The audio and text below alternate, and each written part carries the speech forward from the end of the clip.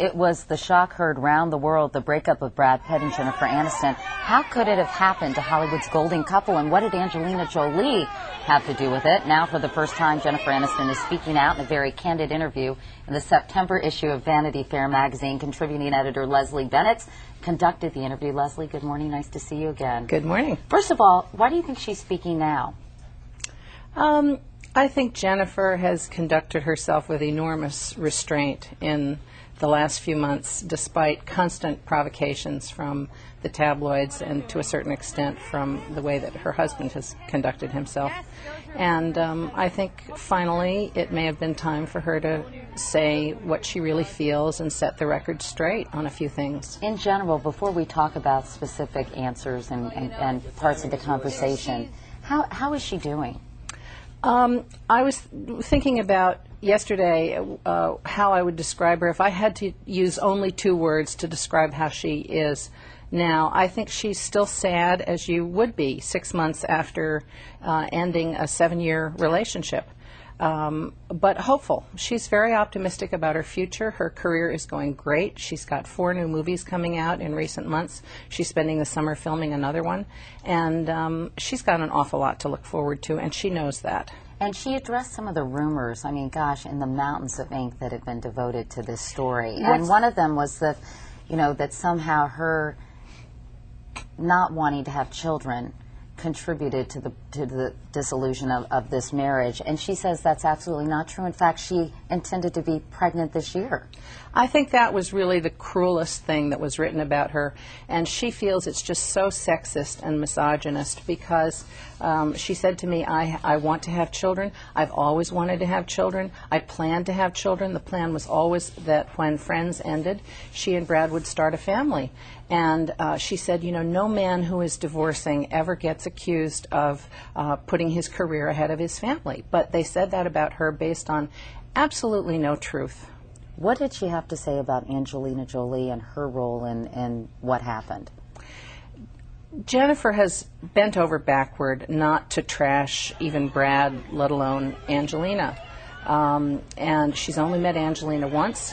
Ironically, she went up and introduced herself to Angelina and said, when Angelina and Brad were starting to film Mr. and Mrs. Smith, Jennifer went up to her and said, "Hi, Brad is so excited about working with you. I hope you guys have a really good time together," which was very gracious of her. Was this before she knew yes, that there was anything up, obviously? Oh, yeah, before they started doing the movie. And that's the only time she's ever met her. And she's been very, very restrained in, I think, not only what she says, but what she even permits herself to feel about that. At the same time, I understand she cried for a period of time during the course of the interview when you talked to her about the possibility of Angelina Jolie being pregnant with Brad Pitt's baby, and her eyes welled up with tears, and she got very, very emotional at that point. I think she's tried really hard to avoid the tabloid gossip media because so much of it is false.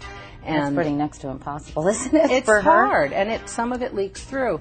And there were a couple of shocks. I think it was a tremendous shock to her when the pictures of Brad and Angelina frolicking on the beach in Africa came out, because it sort of presented them as this instant family with a baby, and Jen had expected to be having her own baby with Brad during this particular year. And then there was that spread in W magazine. There was the spread in W magazine, which Jen, she tries not to look at this stuff. She says, I haven't seen it, but her friends were just appalled because, it was clearly, Jen at one point said to me, well, clearly there's a sensitivity chip that's missing, it was not the most considerate thing for Brad to be putting all of that out when she was trying to deal with the end of a marriage that, she was committed to, and clearly in some ways he wasn't. I know that shortly after, or during the course of this interview, Courtney Cox actually told you that about Brad. I don't think he started an affair physically, but I think he was attracted to her, meaning Angelina Jolie. There was a connection, and he was honest about that with Jen. Most of the time when people are attracted to other people, they don't tell. At least he was honest about it.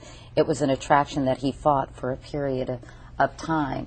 So does she believe that they were physically involved before I think it's ironic and good timing that you're doing something on emotional cheating, because at the very least there was clearly emotional infidelity. Jennifer said to me, you know, from the moment Brad started filming Mr. and Mrs. Smith, he was gone. He was just not there for her. Friends ended. She needed a lot of emotional support. It was the end of a 10-year family, you know, and job and community for her. And he didn't come for the last taping. He didn't even come for the last taping. He was just gone. And, you know, it was like, I'm working.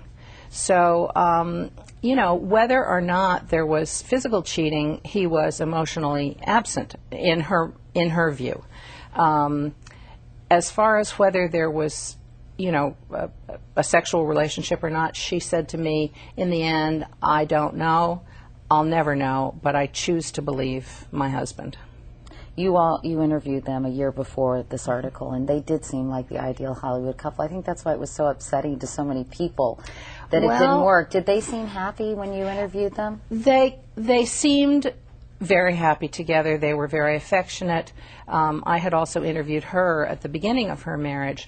But if you read back over what Brad said to me a year ago, you really find clues to the whole thing. Because what he said to me a year ago was, I asked him obviously about marriage, and he said, you know, I don't go for this, you know, till death do us part stuff. And, you know, as long as it's good, as long as it's growing, you know, then you go on. But if it stops being good, you know, I don't see any reason, to stay in it, basically, was what he was saying.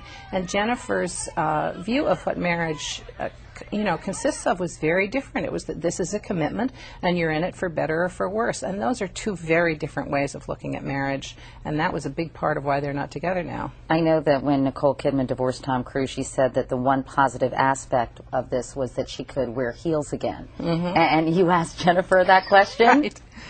Brad is very into a modernist aesthetic, and when I saw the house that they had redone for themselves, it was all sort of hard edges and hard materials and, you know, very uncomfortable modern furniture. So when I asked Jen what she was looking forward to, she said, well, having comfortable furniture again. She was not quite in line with his aesthetic some of the time. Well, it was a very candid interview, and we all wish her well. We all wish them all well, but thanks so much for coming in, Leslie Bennet. It's You're nice welcome. to see you. Thanks. And the September issue of Vanity Fair, by the way, hits newsstands today.